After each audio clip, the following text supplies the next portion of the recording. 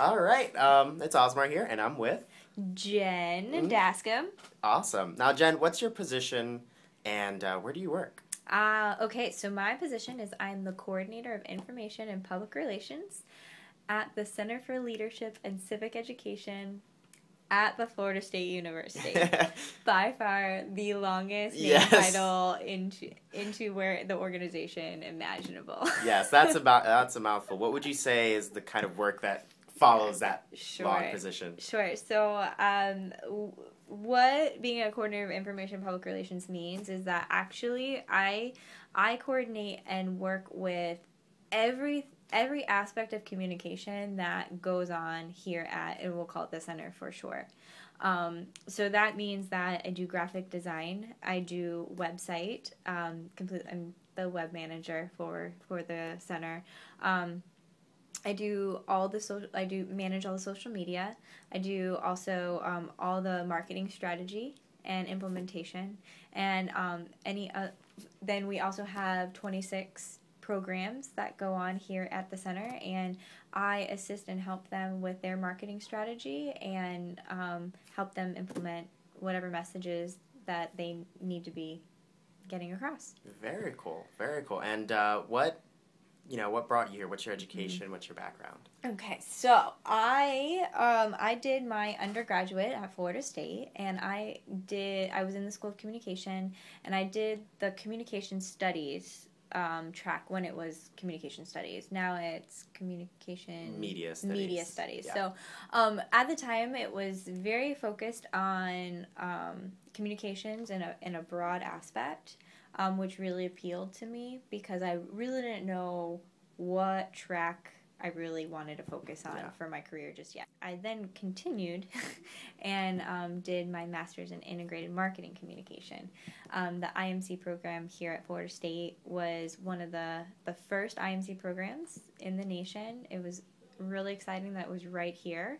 So it seemed like a great opportunity because I wanted to work in nonprofit, and usually they don't have a big communications team. So you kind of have to know how to do it all. As you could hear from my title and from my job responsibilities, IMC was the perfect master's program because it really helped prepare me to really do it all. Yeah, and what's encompassed within IMC? Great question. So IMC teaches to take an integrated approach to marketing, advertising, and public relations. Back before IMC really kind of started to be a trend, companies would have an advertising house and a public relations house and then a marketing house.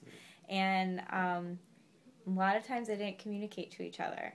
So companies had multiple messages going out to the public, which created a lot of confusion.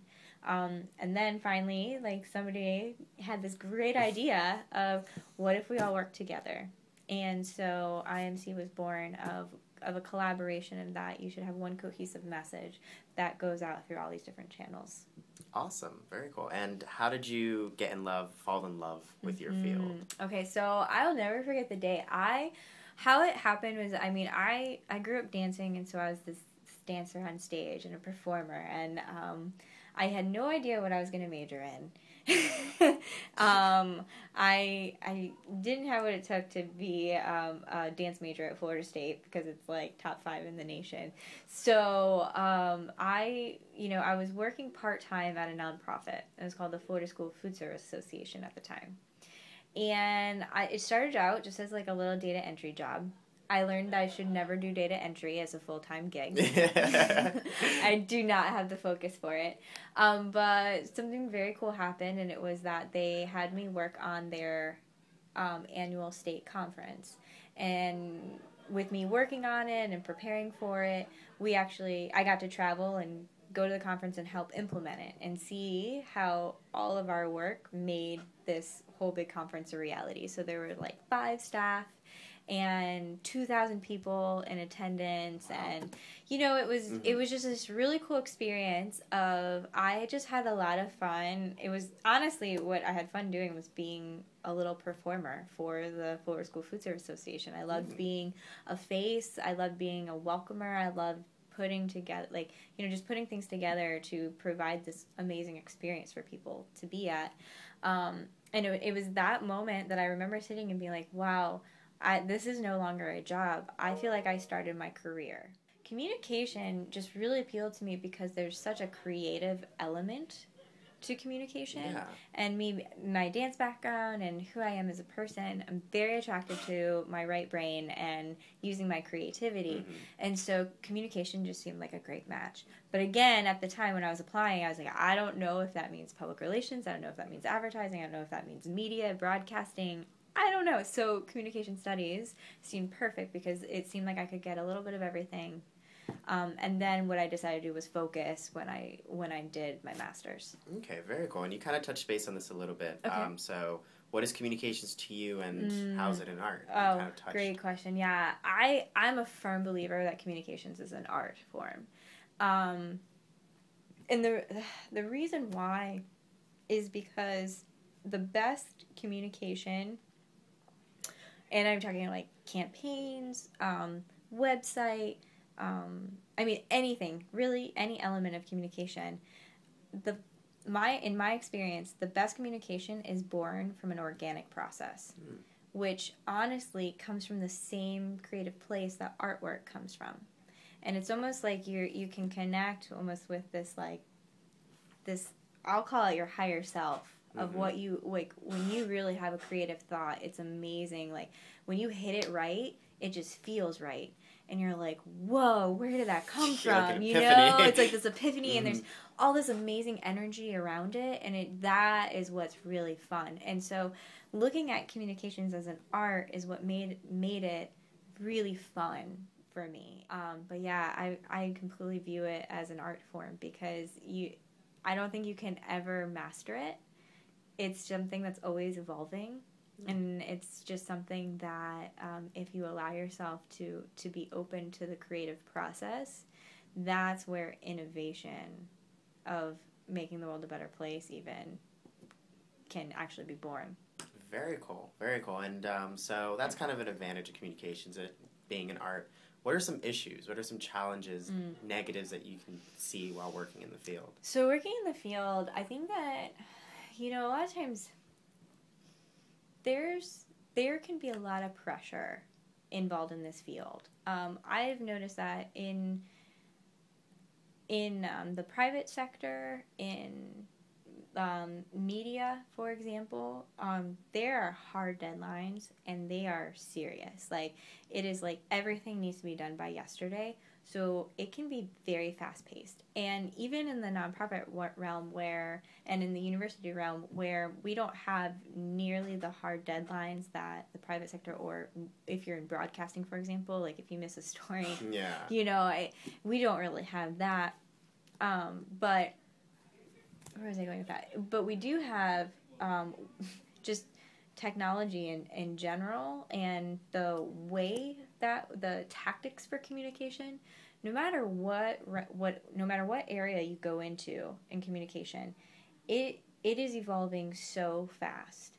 And that, I want to say, that is, from everything I've learned from the mentors in my life, that's kind of new. That communication is evolving faster and faster and faster than it ever has because of technology.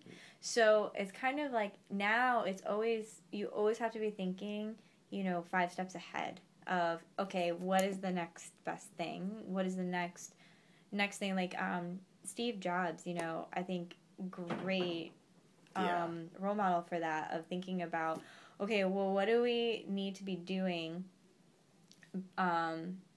for our customers, and what do we give them that they don't even know that they want yet? And communications is that way of like coming up with these amazing ways of communicating and messages. It's more of coming up with messages to communicate that people don't even know that they want to hear. It's a unique perspective on it. It's an interesting way to think about it, but it's kind of like always trying to think ahead of like, really, what are people even interested in, and what do they care about? Yeah, and you spoke briefly about technology. So how is technology and digitality affecting your work? Oh my gosh, it affects it on a daily basis and a moment-to-moment basis. Everything that I have done, it's so interesting. Everything I studied in school is no longer viable. Mm. I mean, and I graduated with my master's in 2008. So, you know, I mean, it's like that. Like, everything that I learned that was like, you know, paper, you know, is no longer the case. Mm-hmm. You know, I mean, everything I do is coming up with like a social media campaign. You know, that social media wasn't taught when I was in my communications program, because when I was in communications, Facebook was just for college students. You know, nobody knew like what was about to happen. So a lot of it, the technology for me, it's that I've had to learn how to evolve with it. And also, I mean, it was interesting when I got my first full-time job.